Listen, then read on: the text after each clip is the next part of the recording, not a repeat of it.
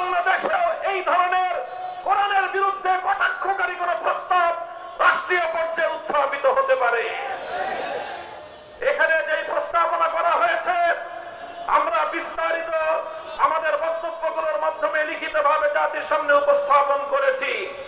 শুধু একটি কথা আমি কোট করছি, এই জঘন্য কমিশন তারা সেখানে বলেছে বাংলাদেশে বিরাজমান বিদ্যমান ধর্মীয় উত্তরাধিকার আইন এবং পারিবারিক আইন এটাই নারীর প্রতি বৈষম্যের কারণ।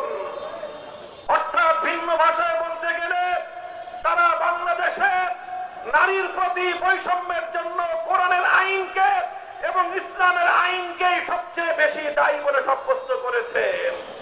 হে ধর্মপ্রাণ মুসলমান, আল্লাহতে বিশ্বাসী, আল্লাহর কোরআনে বিশ্বাসী মুসলমানদের কাছে আমি জিজ্ঞাসা করতে চাই, আল্লাহর কোরআন আল্লাহর জমিন থেকে সকল বৈষম্য দূর করে ইনসাফ ভিত্তিক সমাজ করবার জন্য নাজিল হয়েছে, কথা বিশ্বাস করো কিনা?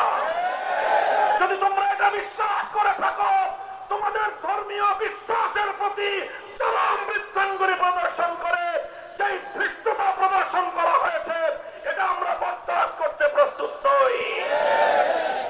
ডক্টর ইউনূস সাহেবের ভেরিফাইড ফেসবুক পেজ থেকে প্রতিশ্রুতি ব্যক্ত করা হয়েছে এই নারী কমিশনের প্রস্তাবনাকে, তাদের সুপারিশকে যথা দ্রুত সম্ভব তারা বাস্তবায়ন করার প্রতিজ্ঞা করেছেন। এই প্রতিজ্ঞা করার পর অর্থাৎ তারা আল্লাহর কোরআনের আইনকে, যতটুকু আইন পারিবারিক এবং উত্তরাধিকার আইনের মধ্যে এখনো বিদ্যমান রয়েছে সেটাকে নাকি বাংলাদেশ থেকে উৎখাত করবেন, এই প্রতিশ্রুতি দিয়েছেন, এই অঙ্গীকার করেছেন ডক্টর ইউনূস সাহেব। এরপরে ইউনূস সাহেবের বিরুদ্ধে কড়া কথা বললে অনেকের নাকি কষ্ট লাগে। আমরা ডক্টর ইউনূস সাহেবকে অনেক সম্মান দিয়েছি।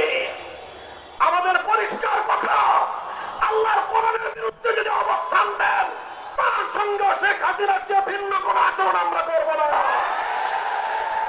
আমরা পরিষ্কার আলটিমেটাম ঘোষণা করেছি, আগামী 3 তারিখের পূর্বে বিতর্কিত নারী কমিশনের প্রস্তাবনা প্রত্যাখ্যান করে, প্রত্যাহার করে এই কমিশন যদি বাতিল না করা হয়